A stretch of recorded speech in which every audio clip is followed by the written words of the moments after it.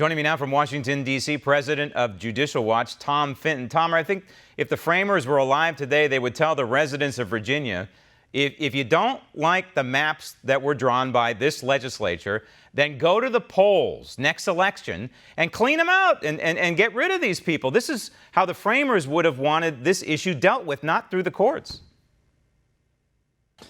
Well, I don't know. The framers did not want the politicians to pick the voters, which I think the concern is about gerrymandering. And you may recall, who was a big opponent of gerrymandering? Ronald Reagan. Outrageous acts of gerrymandering, I think, might be adjudicated by the courts.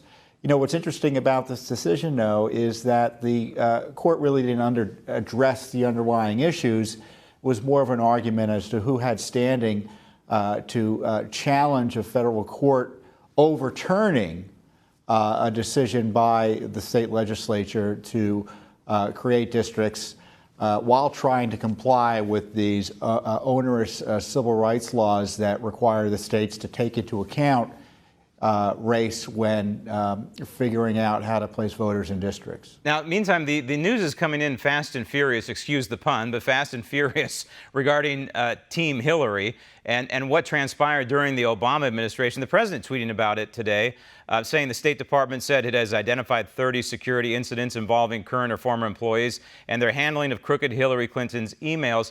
You at Judicial Watch have uncovered information that show a coordination between the Obama State Department along with some leadership, Democrat House leadership at the time, coordinating to help facilitate Christopher Steele, the guy behind the phony Trump dossier.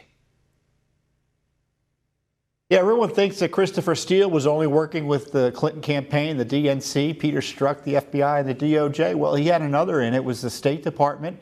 He was close to an official there, Jonathan Weiner, who was a Libya expert for John Kerry's State Department.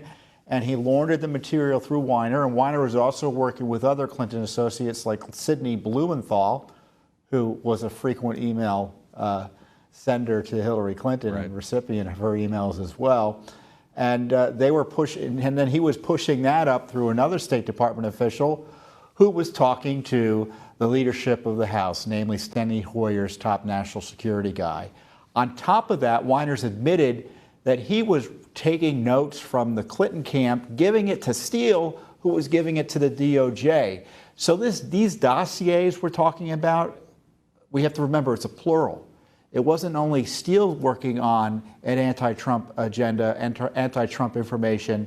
It was State Department officials using Steele as a vehicle. Incredible stuff. And we have to remember that eventually these dossiers were disseminated, allowed by the Obama administration, disseminated through various levels of government. And that's why some of this information is out there today through these methods. And we have to ask, Tom, what did the president know? That would be Obama at the time. What did Obama know and when did he know it, especially when it involves the daily presidential briefings that would go to matters like this, high-level matters like this, especially when they involve domestic surveillance? Well, one of the text messages between Peter Strzok and Lisa Page talks about the White House wanting to know everything. And then there was an infamous meeting in early of January 2017 as the president's leaving office, President Obama, where Comey's there, I think Susan Rice is there, Biden is there, and they're all talking about the dossier that Comey was going to go and ambush then President-elect Trump with. So they were all talking about it. So there's no doubt President Obama knew about the dossier. And, Mr. Comey acknowledges at that time it was salacious and unverified, yet they were using it really to, in my view, to intimidate and attack the incoming president. And I have little doubt, and no one's ever asked Obama this directly, but he should be, was he aware that the FBI and the DOJ was using this and other material to spy on the Trump team?